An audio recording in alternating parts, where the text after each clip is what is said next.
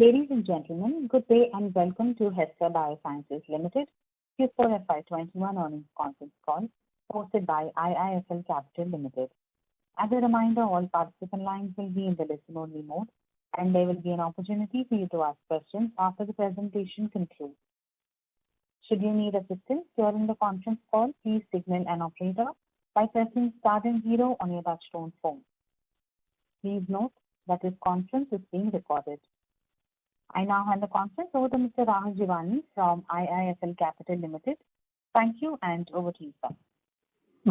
Thanks, Aisha. Good afternoon, everyone. This is Rahul Jeewani from IIFL Securities. I thank the Hester management team for giving us the opportunity to host this call today.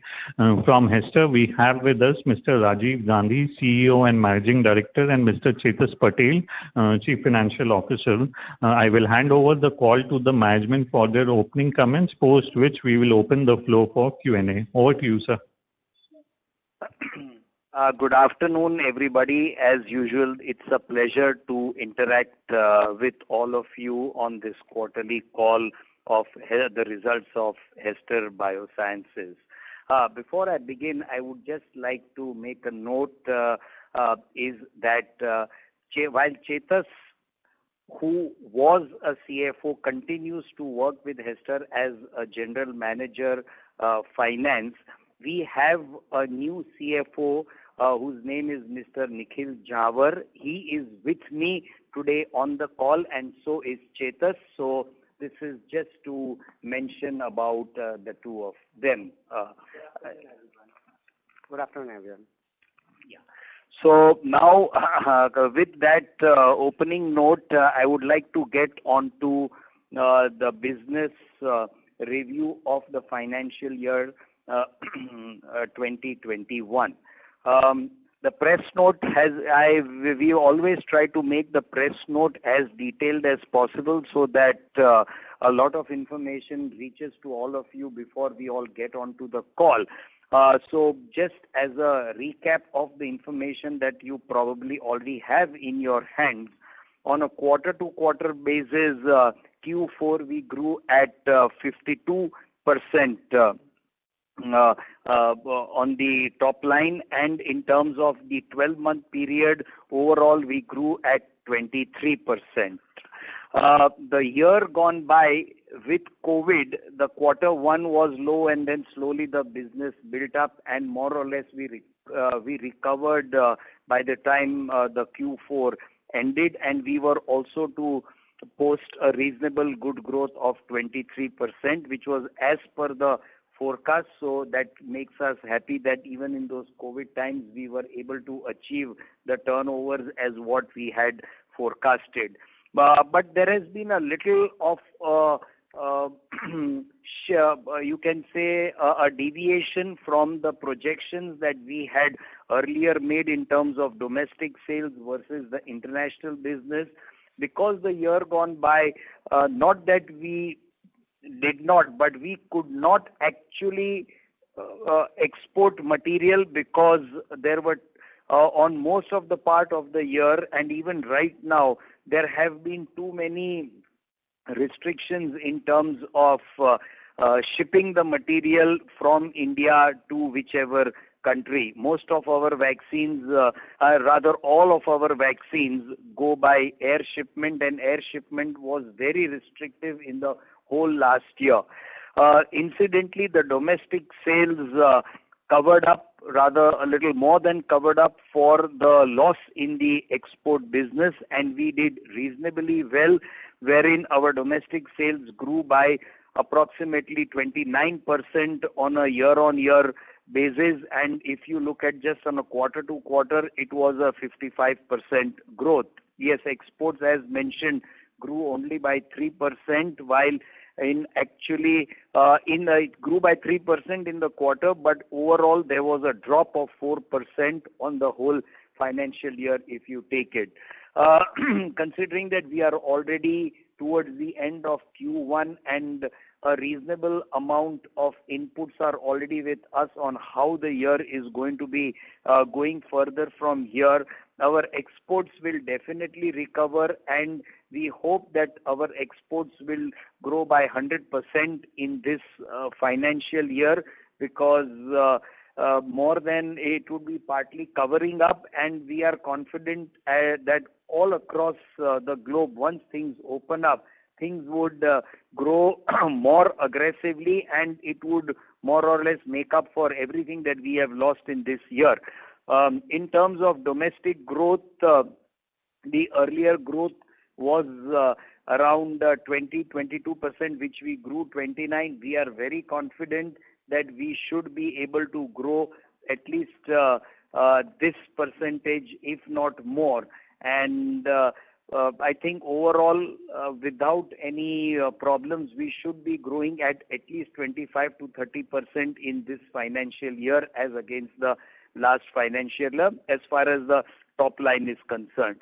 We also have other reasons to believe that the sales on the animal vaccines division would also take a reasonable jump. 3 of our products which are currently under registration, that is classical swine fever, lumpy skin disease and sheeppox, all these 3 vaccines should be registered. The government of India is looking at immunizing programs against all these 3 diseases. So, and we, out of the 3, we are the only company manufacturing 2 of these vaccines, that is the lumpy skin disease and the sheeppox vaccine. So we should be more or less having rather confirmed 100% of the market share, however small it starts, and it goes on further. So these are a few things. We have also focused a lot on health products. In this quarter, we have launched a range of herbal products which we believe will give us good results in this financial year. Herbal products have gotten reasonably high in the trend as far as animal health is concerned, and we have already launched a few products. Some of them are also in the pipeline to be launched. Another range which we are looking at adding on, we already have a few disinfectants. We are looking into launching a few more disinfectants. So overall, if you really go to see, while vaccines, we would have 3 to 4 new vaccines this year, all on the animal side.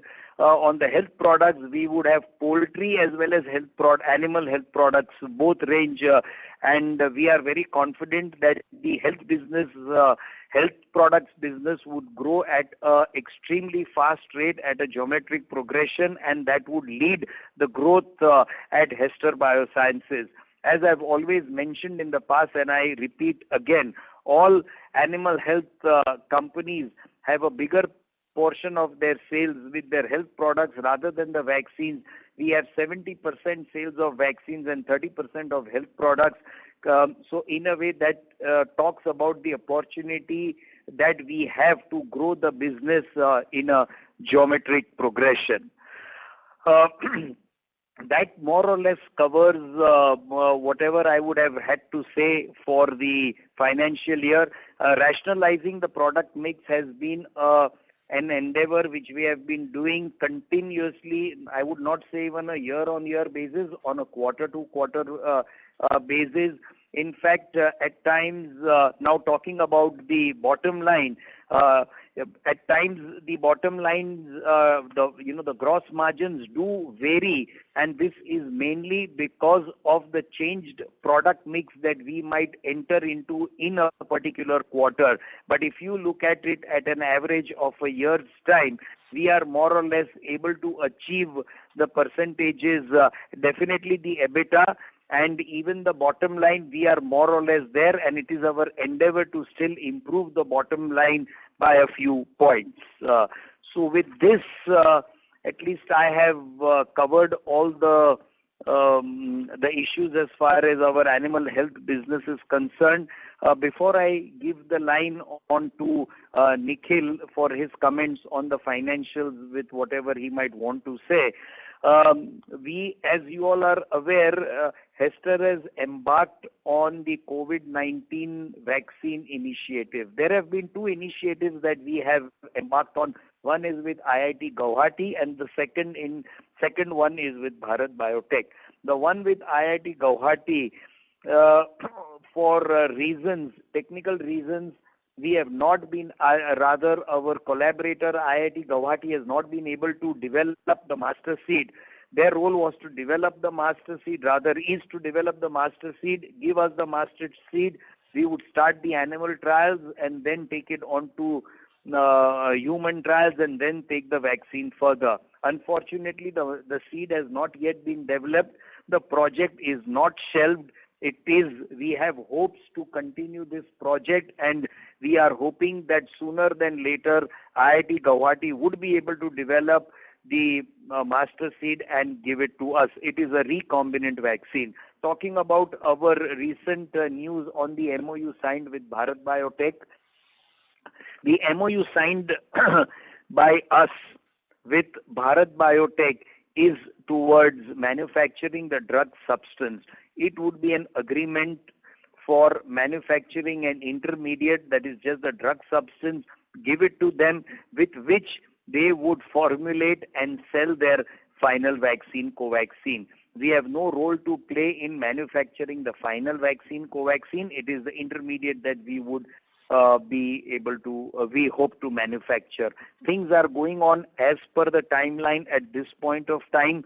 There are quite a few things that need to be done at our end, need to be got from Bharat Biotech, more things to be done at our end rather, and it is going at a pace which has been planned, and hopefully in the next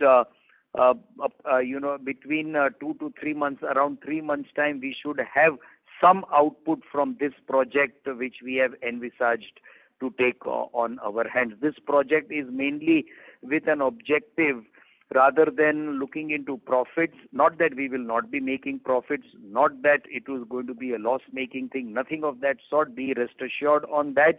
Neither making of any of these products would eat away into our current production facility, because we are creating, rather renovating a part of a premises at our end that would be able to make these products. So there would be no drop in our normal production of animal vaccines, and this would go on the way it is supposed to be going on.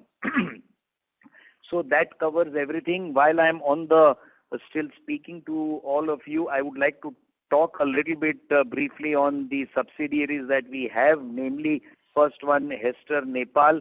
It has not been a good year for us because it's an export-oriented unit, and flights were completely shut in and out of Nepal. Neither were there tenders for FAO. There have been very minuscule tenders which we did execute also. So therefore that has led to a sharp drop in terms of the top line as well as in terms of the bottom line. But I think one good year, and we should recover from all these things and come back to normalcy, considering that like in India the gross margins are good. We just need one good year to come out of any problems that we could be or that we would be. This is not only for this time, for any point of time. Talking about Texas Life Science, it is a company which manufactures and supplies the health products. The growth of Hester's health product business and Texas Life Science business is directly proportional, and so therefore we have reasons to believe that with Hester growing, Texas Life Science is bound to grow, and this business would become bigger than what it is. Talking about the bottom line as far as Texas is concerned, it's not much of a relevant issue. 90% of the goods are sold in to Hester, and somewhere or the other between Hester or Texas, the bottom line is anyway taken care of. So I really don't think it's a matter of concern or even a matter for discussion. Talking about Hester Tanzania, we have started putting in more efforts in Tanzania. In fact, we are looking at tying up, collaborating in terms of equity, maybe, or looking into other partnerships, which we have always been looking, as I have mentioned to all of you all this time. hopefully we should be I think in the next in the next few weeks or something, we would definitely be able to present probably a leap jump that we hope and intend to take in Hester Tanzania, and try to grow the business at a very fast pace. There are very aggressive and strong talks that are at this point of time going on with many companies within Tanzania itself. On Hester Africa, the export-oriented unit, which is going to be manufacturing African-specific animal disease vaccines, things are a little, they slowed down a little bit, but now the momentum has again picked up. Everything was to end in May, but unfortunately the lockdown, they had their internal problems, the political problem, the disease problem. Air Tanzania flights, the direct flights, those were shut. There wasn't any way to reach Dar es Salaam directly. So things which could have happened in those months, in May and by end of April and May, in terms of validation, commencing the each and every equipment, etc. We could not do those things, but now things are again easing out from the middle of this month. Again, the flights and everything are going to be resumed with Dar es Salaam, and we hope that on a war footing we should be able to complete everything within a month's time to make sure that we have our inauguration in the month of August, if not earlier. So with this, it completes my presentation and talk on the performance of Hester and its subsidiaries. I think I would like to now open the question answer session, and any finance related questions, they would be answered by Nikhil. Over to all of you. Thank you very much. We will now begin the question and answer session. Anyone who wishes to ask a question may press star and 1 on their touchtone telephone. If you wish to remove yourself from the question queue, you may press star and 2. Participants are requested to use handsets while asking a question. Ladies and gentlemen, we will wait for a moment while the question queue assembles.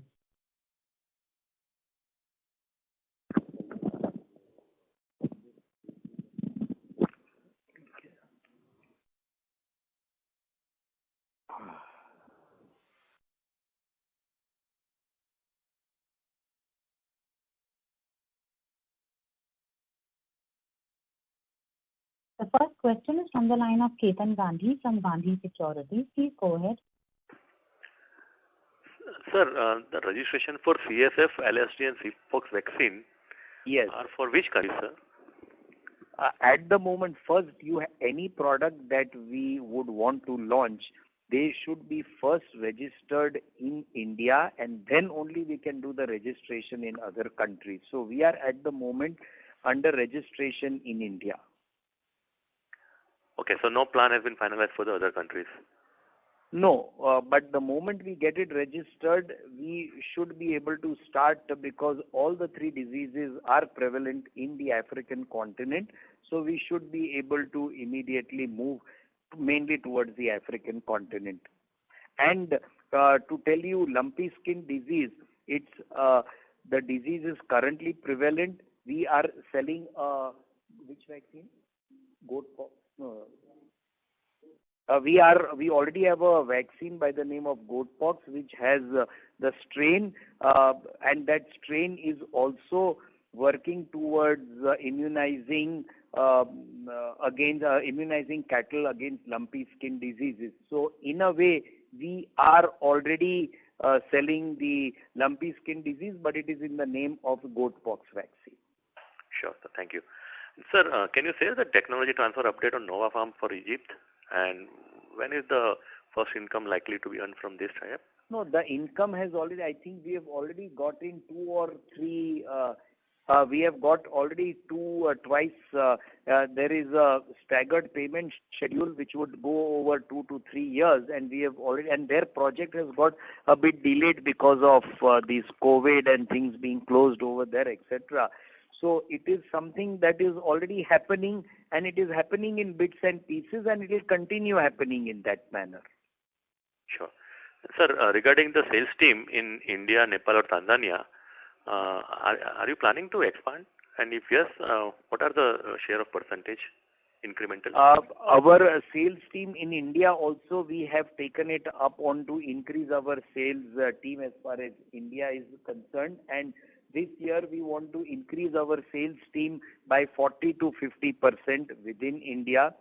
In terms of Africa, in most of the countries, we have formed up a distributor, and at the moment, considering this current situation, COVID and all the situation, what we have decided that we will appoint a distributor, make that distributor exclusive for that country, and then slowly embark on putting people over there to create the demand. And while in Tanzania alone, we are in a process of hiring a few people and getting more aggressive in Tanzania at least. I would not be able to give you the exact number of people and all these things, because in today's day all these things are quite fluid on a country to country basis. But we are sure that our sale in Tanzania would go up 3 to 4 times in this financial year as compared to what it was last year. Excellent, sir. Sir, can you share your equity raising plan, which we have taken the enabling resolution? And the status of the project for which you want to raise the equity? Yes, we have the project in hand, that is the COVID vaccine project, and we are even looking at 1 or 2 other projects. So we are putting in the whole structure together, and then we would soon come up with a plan, and then we would go on it, rather than me talk about it while things internally are still being formed up. Sure. I have questions for the finance team, sir. In consolidated result, this quarter, we have made a EBIT loss of around 1.2 crore in animal healthcare, while the full year, despite the sales gone down from 63 to 58 crore, EBIT has gone up from 12.6 crore to 18 crore.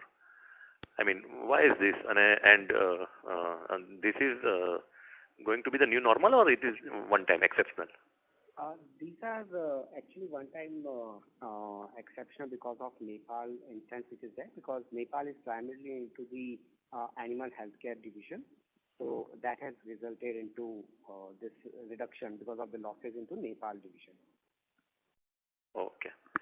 Can you share the likely improvement in working capital for next 12 months, sir? So we would be evaluating that based on the new projects coming in and the expansion plan which we are having. So maybe based on that, we will be evaluating for the further working capital requirements.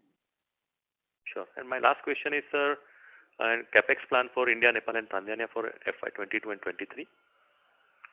Yeah, Rajiv here.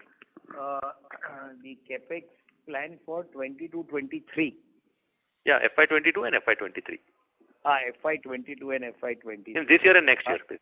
Yeah, this year, I think as far as the expansions are, all that are going to happen, that will happen in India, while we have already made the capex in Nepal and in Tanzania, and we do not think that there would be any additional significant or some inconsequential capex that might happen, but which would not have any impact on the balance sheet. So in short, nothing in Nepal, nothing in Tanzania, everything in India.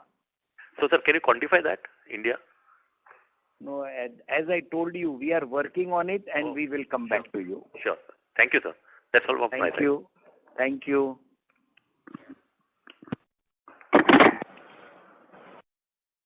The next question is from the line of Ravi Naredi from Naredi Investments. Please go ahead. Thank you, Rajiv Gandhi ji. It is a fantastic result indeed. Sir, tell something more about MOU with Bharat Biotech, sir. How much money we will invest and how the project will go? This project with Bharat Biotech, as I mentioned in my, while talking earlier before the question answer, it is to produce the drug substance, not the final finished vaccine. Produce the drug substance, supply it to Bharat Biotech. which in turn they will use and manufacture the final vaccine. So that is what we hope to do, and in this endeavor, we hope to invest approximately 4040 crore rupees towards setting up this plant, towards doing this. And while these details are yet, all this is just firming up, and probably everything should firm up in the next few weeks. I would be more clear and I would be able to present more details. And in any case, as and when things are happening with Bharat Biotech, I've always been presenting and I've always been making the announcement, which also we would do as we progress. Yes, sir. You are, by the way, investor friendly, and you give all information to us. That is a fine thing. Give some guidance for current year growth in top line and margins, sir, and capex plan, whole capex plan of the company. Yeah. So let's look at the animal health business. Let me not give any forecast for the COVID vaccine. That we put, keeping that aside, whatever happens in that, it would only add to the top line and bottom line. As far as animal health and poultry health business is concerned, I am reasonably confident to grow the business more than what it has grown last year in terms of percentage. Last year it grew at 23%. We are hoping that this year we will grow at approximately 25 to 30%. That's something which we are reasonably confident. As far as the bottom line is concerned, it has always been our endeavor to try to improve the bottom line, and the least that you can expect is that our bottom line would be maintained at least if not anything better. Be rest assured on that. Okay. And capex plans, sir, for whole year? Capex plan, we are all working on it. We are even looking at some additional expansion plans, etc. So everything we will put into together and make one common thing, and then I would like to address that issue rather than address it in bits and pieces at this point of time. Okay. So we are mainly in animal drugs, and we are going for Bharat Biotech, this vaccines substance. So how these changes we will manage in future? A good question. Point number one, nothing that we are producing right now will be impacted or will be reduced to accommodate any activity that we are doing. What we are doing, we are embarking on with Bharat Biotech. And to answer you, you might find my answer a bit evasive. This definitely makes all of us, our eyes and ears open to look at newer, bigger diversification plans, if at all they would come into the future. So I think when we are more or less ready with things, we will come back to you on this. Okay. All the best, sir. And you see, please keep in mind that 70% of our revenues are in vaccine. Our ability to produce vaccines is reasonably high. Okay. Thank you very much. Thank you. Thank you. The next question is from the line of Kuntal Shah from Oaklane Capital. Please go ahead. Hi, good afternoon, Raju guys. Thanks for taking my question. When I just see the financials, we have invested 40 crores in capex in 2021, 73 crores in 2020, and we are planning to invest another 40 crores in Bharat Biotech Venture. So roughly around 150 crore of capex in last 2.5 years, of which the sales is not yet kicked in. Typically, our average asset turnover ratio has moved up from 0.5% to 0.5 to 0.7. With the changing product mix, do you expect the same asset turnover? You've been qualifying on the margin front that you are reshuffling your portfolio to get better margins. But what about the asset turnover? One minute, I just want to interrupt. You mentioned that in the year FY20 we invested 84 crores, right? 73 crores. Sorry? 73 crore in 2020, 40.7 crore in 2021, and in 2022, you have earmarked 40 crore for Bharat Biotech outlay, right? No, 40 crore Bharat Biotech, and that is fine. See, 73 of... Statement is showing... Hello, that is in the consolidated you are looking at, right? I'm looking at consolidated numbers. Okay, because I was wondering that there is nothing in Hester that we have put so much money. So, yeah. So, now, sorry, my whole focus got onto those figures and I was not able to understand. So, now having the figures in front of me, can you repeat the question? Yeah. So given this kind of capital outlay and given in past that our asset turnover has improved from 0.5 to 0.71, does this changing product mix impact the asset turns? What kind of asset turns we can... Yeah, so I'll tell you one thing. I think what your question is a very valid point. Asset to sales turnover, it is one of our objectives to continuously improve that ratio, asset to sales. And systematically, we will push it to a much higher level than what it is at this time.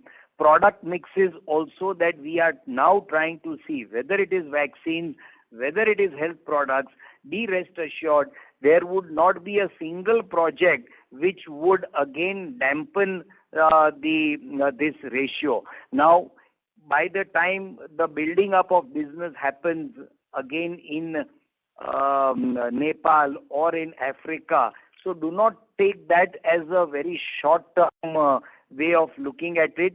In the long run, our asset ratio would definitely improve substantially, and it is our commitment to do that. So how much of that is contingent on tender business and how much of that is contingent on the... Where? In Nepal, it is contingent on, you can say 70%, 65 to 70% on Nepal. In India, our tender business may be hardly 5 to, I mean, it doesn't even qualify in double, it doesn't even qualify in double digits as far as tender is concerned. In Africa also, we are looking more at the private market because the rates are very good in the private market, and we have yet to look into. There are so many countries who have already told us that if you come out with the vaccine, we would want to buy. Whether they tender it, whether the private companies start selling it over there. This is the first time things are going to be happening in Africa. So to give you an forecast on all this would be difficult, but tender business would not be a thing on which we would be dependent on for sure. We will create our marketing and distribution network to sell. So are you trying to tell us that in Africa capacity utilization ramp up will be far faster, given there is a latent demand? And definitely, it will be far faster. Yes, you have understood it right. And sir, in Hester, Nepal, since the time of our investment with our partners out there, the asset turn ratio has been pretty subdued for one reason or other. And as you said, it's dependent on the tender market. So can you guide us on what is the issues involved in FAO tenders and where we can see some, because is there a funding issue or is there a mobilization issue, or what are the impediments in the FAO business out there? I think the issue is at a macro level. United Nations Food and Agriculture Organization.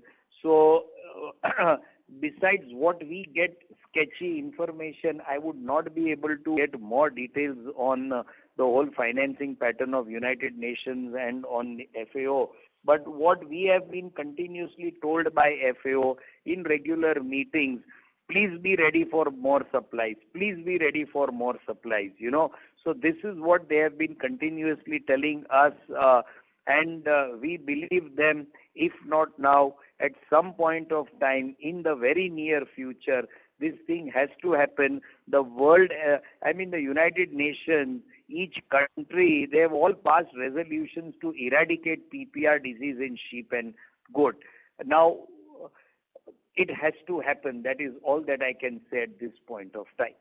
I mean, there are documents which prove that it is going to happen. अभी इससे ज़्यादा तो मैं क्या बोलूँ, हो जाएगा. I mean, it will happen. So, okay. And so, any plan for a larger ticket M&A in near future, couple of years or something? You had... Sorry? Any plans for larger ticket mergers or acquisitions, inorganic growth? Any plans? Because you have indicated a fairly large equity raise also. That's why. Yeah. See, I'll tell you, a greenfield project is always something which I personally am more convinced about rather than an acquisition. But having said that, in Africa, we could acquire or collaborate with distribution companies, not with any production companies. So what we would acquire or what we could work with are companies that are into marketing and distribution. So even if there is an acquisition cost, it is not like acquiring assets, etc. Okay, sir. All the best. Thank you. Thank you. Thank you. The next question is from the line of Vibha Batra from Fair Connect. Please go ahead. Yeah, thank you for taking my question. My question is again on you have a large capital work in progress and not on the standalone but on consolidated balance sheet. So if you can give a broad timeline on when will this whole capacity will come into production, and also how would that impact the interest and depreciation for next year? That is one question. And second is that you gave this thing on outlook on top line and also on bottom line will be maintained. So just want to understand more. If your top line is going to increase by 25 to 30%, are you expecting your margins to decline? And also there was an exceptional item this year. Are you talking about bottom line adjusted for that? Yes, ma'am. I'll answer your second question first and then we will go on to the first one. As you increase the business, and that too on animal health product side rather than the vaccine side, it is our endeavor not to reduce the gross margins and look at products which do not make us reduce. But if we want to get into extremely higher turnover, higher turnovers, etc., while there could be a marginal drop on the gross margin, but the bottom margins will still improve because ultimately the whole distribution, the infrastructure that is used is all going to be common, whether it is a vaccine or a health product. So, I mean, we have all the justifications to ensure that the bottom line is not impacted at any point of time. Okay, but in absolute value, if your top line is increasing by 25 to 30%, shouldn't bottom line also increase? I mean, you said it will maintain. Ma'am, you see, it is at some point of time, at some time you look at absolute figures, at some time we look at percentages. So it all depends upon absolute. Yeah, so absolute. So I mean, this is all subjective. I mean, I mean, at some point of time, either could be good or either could be bad. Okay, but I haven't really understood what you were saying. In percentage terms, it will be maintained. Yes, I am saying, ma'am, in percentage terms, we will maintain it and we will take it further for sure. Okay. What is your expectation, ma'am, or what is your question? I have not actually. What is it that is there an apprehension, or is there that? No. You, I mean, can you explain? Yeah. So no, there is no apprehension. Just want to understand if the top line is going to increase by 25 to 30%. In your OPEX, there will be some variable expenses and some fixed expenses. Yes. So obviously, when you are increasing your top line, one can expect that your variable expenses as a percentage, would either increase or decrease in the proportion that your raw material costs are changing, broadly speaking, and inflation-related adjustments. But as far as fixed expenses are concerned, they would not change, they would not increase hopefully by 25 to 30%, barring the CWIP. When it comes into production, obviously your interest and depreciation will go up. So I want to understand it at operating margin level. Yeah, ma'am. If you're, and also on interest and depreciation, so that I can make a sense on how your PAT in absolute value go up. I'll tell you, ma'am. I'll tell you. The issue is that when see this whole thing is fixed costs, yes, but they don't remain fixed continuously. If we hire more people, that is going to be in the fixed cost. Variable cost is the raw material cost, etc. There is bound to be an increase in the fixed cost, while at the same time there will be an increase in the variable cost. The increase in the variable cost will be higher than the increase in the fixed cost. So now it depends upon the margin of the product, and sometimes we might even go aggressively on one product where we might want to sell on less margin. So all this would, there would be a movement plus minus somewhere or the other. But be rest assured that it is our determined effort to keep the percentages the same or go better. Okay. So EBITDA margins, let's say, will it be maintained at Q4 levels, 32.62% on standalone, or it is FY21 that one should be looking at 34.53? Yeah, ma'am. So what will happen is maybe from, this is primarily coming out from the Africa, which will start from September onwards. And as regards to green... no, I'm talking about standalone EBITDA margins. They have... sorry, please go ahead. Standalone also, see, there are different margin levels or EBITDA levels as regards to poultry and as regards to animal healthcare. So depending on those increase and all, the margins overall it will get in line with those margins in the poultry or the healthcare segment. So overall, you need to look at from that perspective, along with an overall increase in the absolute terms happening. But yes, in case animal healthcare gets increased, it may have a lower one. Ma'am, I beg to answer your question in one sentence. Take FY21 as the baseline. Okay. For your EBITDA. Fair enough. Does that answer everything to you, ma'am? Yeah. And why did the margins decline in Q4? I mean, why were they lower? Because of the mix, or there was some other... Yeah, you see, this product mix is a constant thing that we are into. There could be some disease problem. There could be some other issue. There could be so many things which sometimes make us sell or sometimes make us not sell. Sometimes they make us, the market forces us to sell products which are of less margins. And then to keep the goodwill, we try to sell more of that in order to make sure that the customer base continues. And then we cover it up into the next quarter. So all this is a strategy, and it happens on a quarter-to-quarter basis. But looking into the overall, there is always going to be a little bit of a plus-minus and a variation, ma'am. You could be rest assured that there will always be some variation. Okay, sure. And any sense on interest and depreciation at consolidated level for FY22? Interest and depreciation, I'll just tell our CEO. Sorry, ma'am, can you please repeat this question?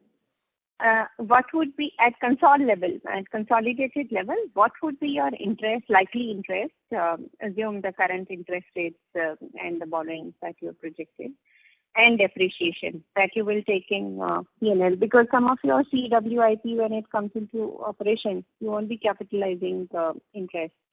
So what would be your interest and depreciation on P&L? So what will happen is primarily it will come from the Tanzania capex comes in, and then this will get increased. Otherwise, it will remain constant with the current period. We have a lot of current maturity of the term loans which have been there, which are getting repaid.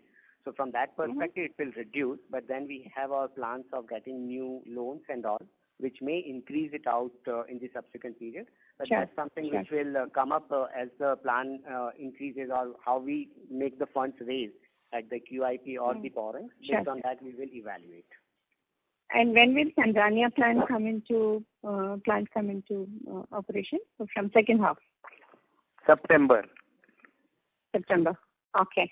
And broadly, what is the CWIP there, or the gross block that will come into production? The 108 crores is the CWIP as on date. Oh, that's entirely for Tanzania. Yeah, primarily it is all Tanzania. Okay, that's very helpful. Thank you so much, and all the best. Thank you. Thank you.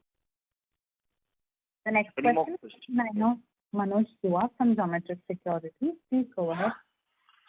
Congratulations, Rajiv Bhai, for the good set of numbers. I have two questions. I'm putting them together. What's the status of the Brucella tender which we were expecting, and if it has been there, any sale has been recognized from this tender in Q4?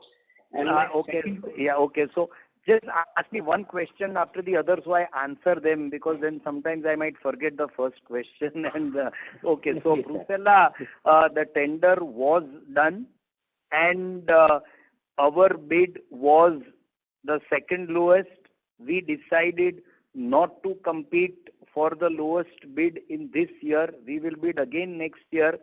On the flip side, 50% of that Brucella vaccine, which has already been manufactured in anticipation, we have got international orders at much higher prices. So we are already taken care as far as any financial impact for Brucella is concerned. Okay, thank you. My second question is regarding our Nepal and Tanzania plant. If any opportunity of human vaccine come in these plants, are our plants technically for whatever part manufacturing or complete, can we see this opportunity? If it comes, can we take it, or give some color about it? Your question is, these thoughts have always been in our mind.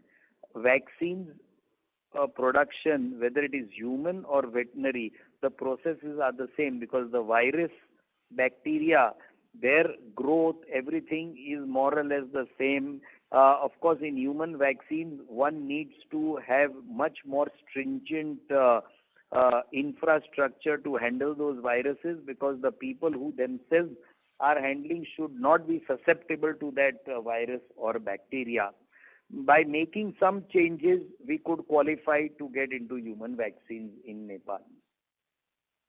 And Tanzania, that because Africa is in need of a lot of both our plants would qualify. In fact, even the plant over here, if we are willing to give up some our veterinary licenses, we could try to do a switch over and then take things. Yes, it would be a long time. But to answer your question in one word, yes. Okay, that's from the technical side. Do you see any possibility having there any color you are getting from, because that for export side, there is a possibility from this area also, like we got in India for human vaccines? So you're talking for human vaccines? Yes. See, like for example, we started talks with Bharat Biotech. Sputnik has spoken to so many other companies, and even Bharat Biotech has tied up with Indian Immunologicals, which is a veterinary company, to be producing these things. So these opportunities are more seeming to come now than they had ever come before. And that is all that I would want to make a statement, not anything more than that at this point of time. Thank you, and sir, best of luck.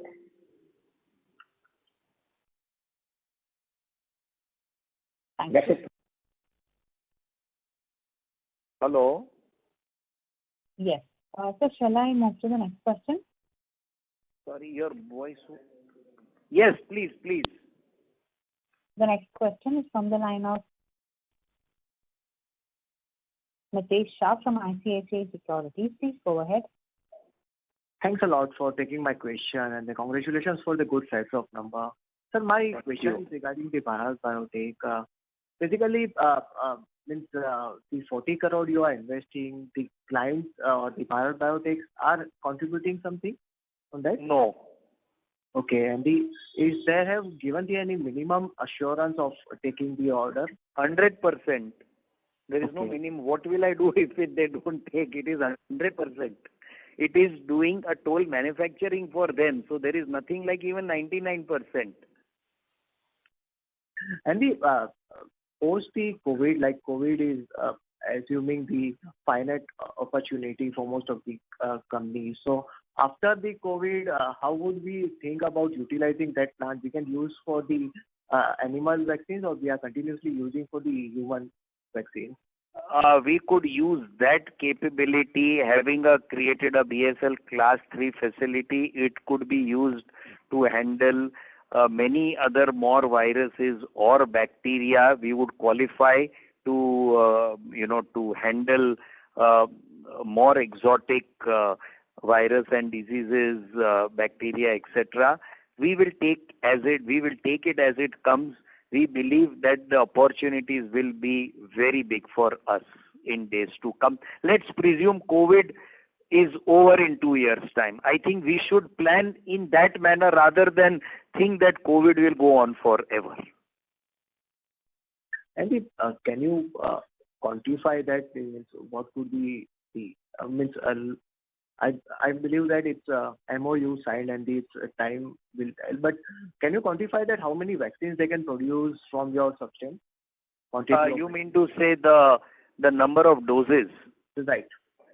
The drug substance, we are planning to have anything between 50 lakhs to 1.5 crore doses a month. Okay, got it. That will increase, or it's just... Sorry? Right now. That will increase going forward?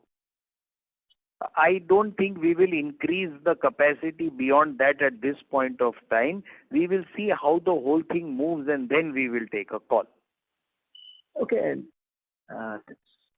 And regarding the financials, can you guide something about your gross margins? How would we see the gross margin going forward? Because it's continuously volatile and it's difficult to... No, I'll tell you, it is not volatile. The word volatile, it gives impression that as if it is like, fluctuating between 0 to 100. It's nothing of that sort. No doubt about that. It's not a right word. I understand that. See, 5-10% here and there is always going to be there, because what is happening is that product makes poultry healthcare might sell more, animal healthcare might sell more, vaccine might sell more, medicine might sell more. So all this little bit fluctuation here and there is bound to happen, and we are not much concerned or worried about it. I'm more or less, we are sure that we should be able to, be within a band as far as the gross profit margins are concerned, for sure. Thanks a lot, sir. That's it from my end. All the best. Thank you. Thank you. The next question is from the line of Manish Jain from Gormal One. Please go ahead. Yeah, hi Rajiv. Just wanted to understand that, you have the set of opportunities is consistently rising for you all, for all the efforts that you have put in over the last 15-20 years. So, wanted to understand, you have diagnostic capability as well for animals in a very big way. Do you ever plan to use it for human diagnostic capability? That's first question. I have second one, but I'll go one by one. So, well, to tell you that sometimes there are companies who, on the veterinary side, they do buy antigens from us for their veterinary diagnostics which they manufacture, point number one. Point number two, it has always been in the back of my mind to get into animal diagnostics. At this point of time, there are no very clear direction or thoughts on human diagnostics. What happens is diagnostics could always be an offshoot of the vaccine business, because for vaccines you manufacture antigens, so you manufacture many things which go as a raw material in the kit. So the kit becomes a byproduct of something that you are already producing. So this is what it is.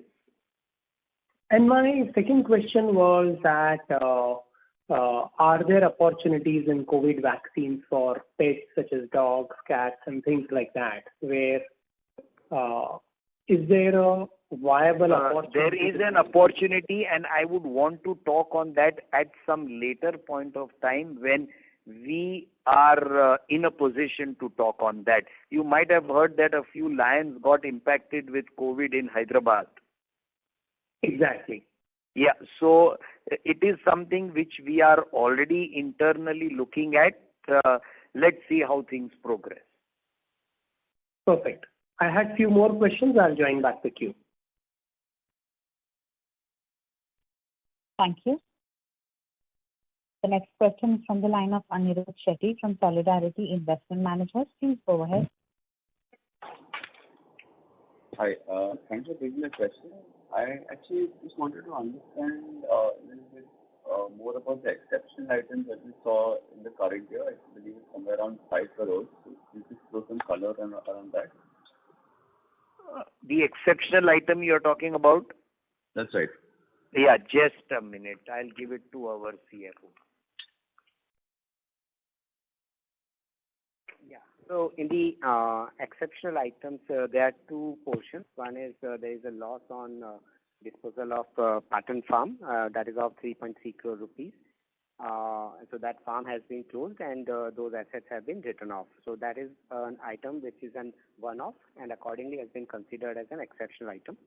And second is we have evaluated about the impairment analysis for the Nepal loans and advances.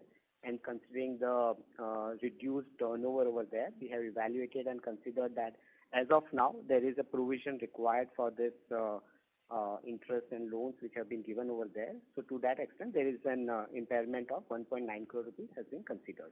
So this whole has been explained in the results notes also.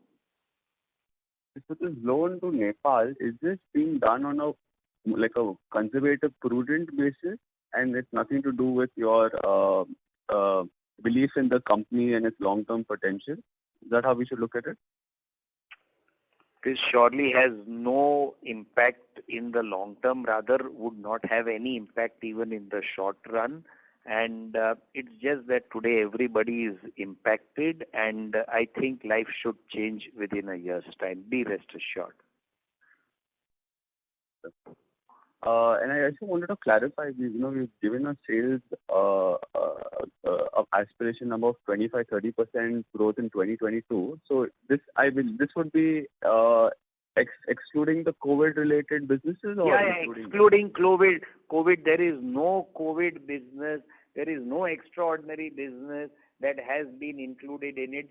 This is all that what we have been doing and what we can do or what we had done in the past. Okay, got it. All right. That's it from my side. Is additional and everything else is to be added to this. Got it. Thank you so much for that. Thank you.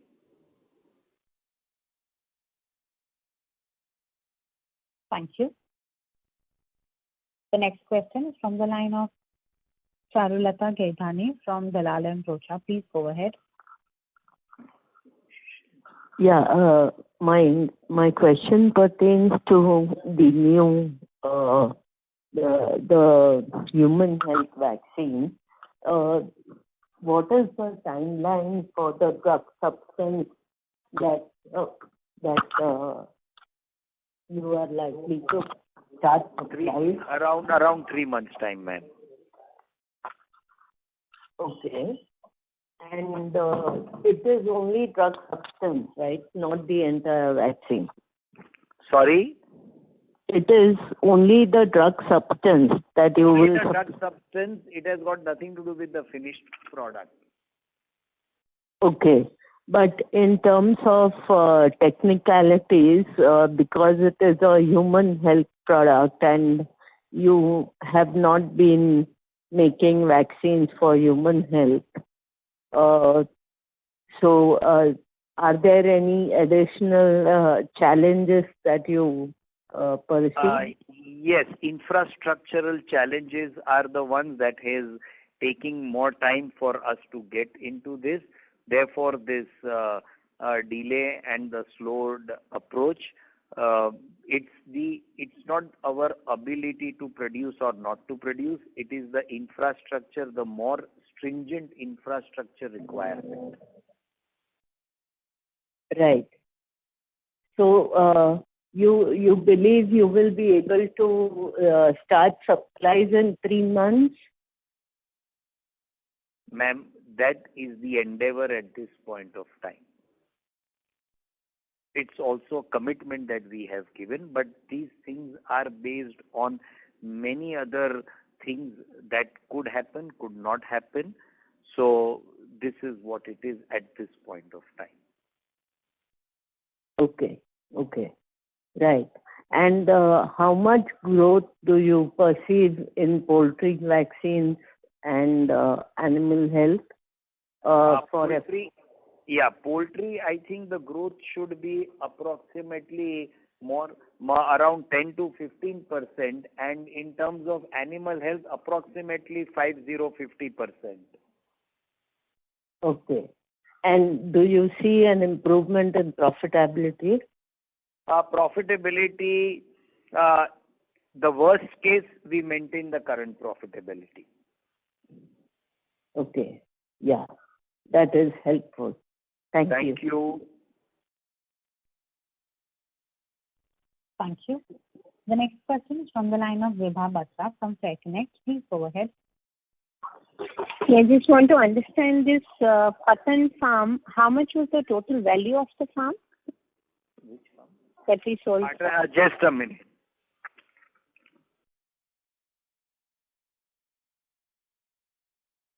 Yeah, the total value was 3.3 crores. That was the building over there, so which has been disposed of, and so that's the net which has been written off. So the entire, you got nothing. So the entire building was written off. It's an immovable asset over there which has to be scrapped, and the vacant land has to be given back to the owner. So that's how it has been. Okay. And what was this farm used for? For R&D and all? Yes, for R&D, ma'am. Okay. And now you have, where will all that be done? There, whatever was done there? We already have another location, ma'am. Rather, we have 2 other locations. Okay. And if you can give me some sense on the return on capital employed between poultry and animal healthcare, because your incremental investments are more actually in animal healthcare. We can give a total overall, which is already there in the press note. Yeah, it is there. Yeah, so we don't have the breakup, and we don't even look at it that way in the breaking up of all these, ROE, ROC, ROI, that is all overall, ma'am. Okay. But when you do incremental capex, do you have some benchmarks on, at minimum this is the threshold? Benchmark, ma'am. There are other factors which we need to look at, as like what are the growth which we will get in, what are the EBITDA margins coming in from there. So that is how we look at it. But return on equity, frankly speaking, this comes more from the overall employment, means the overall equity which we have put in. So that's how we look at it. Okay. Thank you. Thank you. That was the last question. I would now like to hand the conference over to the management for closing comments. So thank you all for being patient, listening to me and the conversation between all the others, the questions, etc. I'm sure I would have not been able to answer 100% up to your 100% expectation, but the endeavor is always there, and all are always free to send emails to us and try to get some more clarification on any information that you would want from us. Do keep in mind that any information requested, whatever is in the public domain, without any hesitation, we would impart with that information and give it to you at any time. To conclude, the animal health business will continue to grow. We are very bullish about it. We are confident of growing at a good percentage on a year-on-year basis, maintaining the growth on the top line, maintaining the bottom line the least at what it is been approximately in the last 1 or 2 years. I would not, as I said, there could be a little bit of a deviation here and there, but nothing really much for us to be concerned about. In fact, if we get 1 or 2 good opportunities, it could even shoot up, specifically if some vaccine business comes our way and that puts it up. But having said that, this is the bare minimum you could expect from us. Continue to have the faith in the whole management of the company, that is on me and my team. Be rest assured that we are working hard towards making sure that the investments made are definitely giving you returns and making at least, that there is wealth creation. That's something is foremost in my mind as well as in the mind of the top management, our leadership team. Of course, with high transparency, high moral values, etc. So with that, I conclude. Thank you, and we shall meet again in the next quarter. Thank you. Thank you. On behalf of IIFL Capital Limited, that concludes the conference. Thank you everyone for joining us, and you may now disconnect your lines.